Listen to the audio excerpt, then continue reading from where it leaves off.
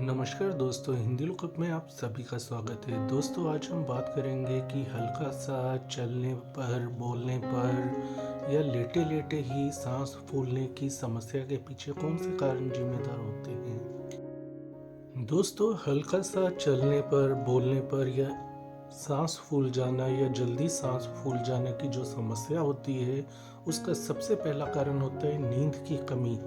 आजकल late night तक लड़के लड़कियां चैटिंग करते रहते हैं या मोबाइल पर इंटरनेट को स्क्रॉल करते रहते हैं। इसके अलावा कंप्यूटर्स पर गेम्स वगैरह खेलते रहते हैं, जिसके कारण उनके शरीर में नींद की कमी हो जाती है। तो यदि आपके साथ ऐसा है कि आप बहुत ज़्यादा दिन में थका हुआ महसूस कर रहे हैं, बिल्कुल जैसे शरीर में जान नहीं, नींद पूरी नहीं हुई, और उसके अलावा यदि आप हल्का सा चलते हैं, फिरते हैं, घूमते हैं, सीढ़ियाँ चढ़ते हैं या उतरते हैं तो सांस चढ़ जाता है, तो सबसे ज़रूरी अपनी नींद को पूरा कीजिए। 8 से 10 घंटे की नींद होनी चाहिए एक हेल्दी पुरुष या स्त्री के लिए। अलावा यदि आप किसी प्रकार का कोई नशा करते हैं, जैसे कि शराब का सेवन करना, स्मोकिंग करना या फिर अन्य प्रकार का तंबाकू, गुटखा आदि का सेवन करना, तो उससे भी आपका एनर्जी लेवल कम हो जाता है और हल्का सा कार्य करने पर, चलने पर, उठने बैठने पर आपको चक्कर आना और सिर चकराना के साथ साथ सांस फूलने की शिकायत ज़्यादा होती है। तो इस समस्या का एक उपाय है, वो है अपने नशे को कंट्रोल में करना या एकदम से छोड़ देना, जिसके लिए आप किसी अच्छे साइकेट्रिस्ट यानी कि मनोरोग विशेषज्ञ की मदद ले सकते हैं। वह आपको दवाई देगा जिससे कि आप नशे से आसानी से मुक्ति पा लेंगे, क्योंकि आजकल बहुत एडवांस दवाइयाँ मार्केट में मौजूद हैं। दोस्तों, अगला कारण होता है हल्का सा चलने फिरने, बोलने पर सांस फूलने का, वो होता है मानसिक तनाव, एंजाइटी या डिप्रेशन की समस्या होना। यदि आप बहुत ज़्यादा मानसिक तनाव में रहते हैं तो आपके साथ ये प्रॉब्लम होना एक आम बात होगी। यदि आप अपने तनाव को कंट्रोल कर सकते हैं तो कीजिए, मेडिटेशन, योगा कीजिए। और यदि फिर भी आपका मानसिक तनाव कम ना हो तो उसके लिए आप डॉक्टर से दवा लीजिए। इसके अलावा एक बात और याद रखिए दोस्तों, यदि आप मेंटल डिप्रेशन, एंजाइटी की दवा ले रहे हैं तो उसके कारण भी, उसके साइड इफ़ेक्ट के कारण भी सांस फूलना की शिकायत हो जाती है। तो इस स्थिति में आप अपने डॉक्टर से मिल कर के यह सुनिश्चित कीजिए कि आपकी दवा आपको सूट कर रही है या नहीं, अन्यथा अपने डॉक्टर से मिल कर के दवा में ज़रूरी परिवर्तन करवाइए। दोस्तों, अगला कारण थोड़ा गंभीर है। यदि आपको सांस बहुत ज़्यादा फूलने की समस्या या बीमारी है, हल्का सा कार्य करते हैं, आपको सांस फूलने का एहसास होता है, या फिर हल्का सा चलने फिरने पर ही आपको बहुत ज़्यादा पसीना आता है, तो हो सकता है आपको दिल से जुड़ी कोई बीमारी हो। ऐसे में हार्ट में ब्लॉकेज की समस्या होने के कारण भी हो सकता है, या अन्य कोई ऐसा रोग दिल से जुड़ा हो जो आपको यह लक्षण दे रहा है। इस स्थिति में आपको कार्डियोलॉजिस्ट से जाकर अपने दिल की जांच करवानी है। कभी भी आपको इसमें ढिलाई नहीं बरतनी। सही समय पर सही जांच करा के सही इलाज यदि आप पाते हैं तो आप निश्चित रूप से ठीक हो जाएंगे, कोई इसमें प्रॉब्लम की बात नहीं है। अगला कारण होता है फेफड़ों से जुड़ी समस्या का होना। फेफड़ों में, लंग्स में यदि इन्फेक्शन है, लंग्स में पानी भर गया है, आपके बहुत ज़्यादा बलगम यानी कफ बन रही है, तो ऐसे में भी आपको हल्का सा चलने फिरने पर खांसी आएगी, सांस ज़्यादा फूलेगा, बोलते समय भी आपको सांस लेने में समस्या आएगी।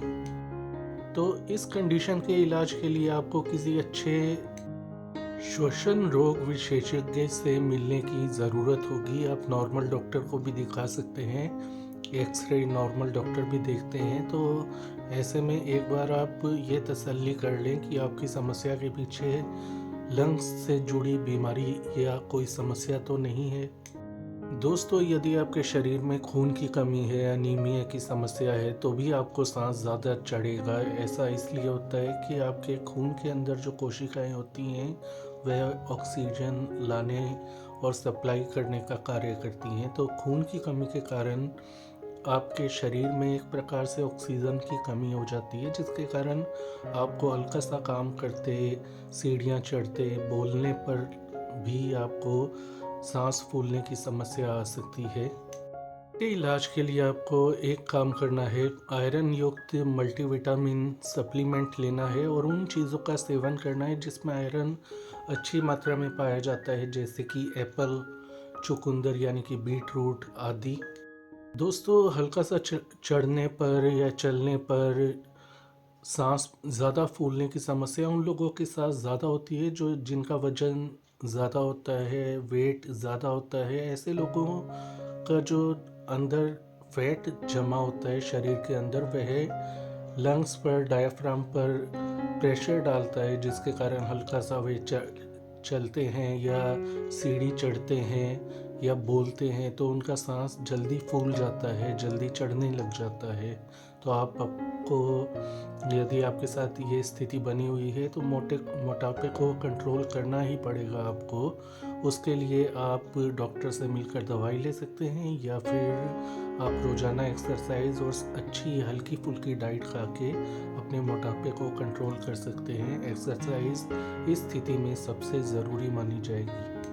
तो आलस मनुष्य का सबसे बड़ा दुश्मन है। यदि आप आलसी स्वभाव के हैं, आलसी नेचर के हैं, तो हल्का सा काम करने पर आपको थकावट होगी, क्योंकि इसका कारण होता है जब आप आलस में रहते हैं, लगातार चल रहे होते हैं, तो आपकी बॉडी का एनर्जी लेवल नीचे गिर जाता है, जिसके कारण आपको चलने फिरने, बोलने पर सांस चढ़ने की समस्या आती है। तो ऐसे में आप अपनी फिज़िकल एक्टिविटी को बढ़ाएं, गार्डनिंग करें, घूमने के लिए जाएं, वॉकिंग करें, जॉगिंग करें। मोबाइल पर या कंप्यूटर पर बैठे नहीं, थोड़ी देर बाद थोड़ी 5 मिनट की एक्सरसाइज, हर 20 मिनट में 5 मिनट की एक्सरसाइज करें।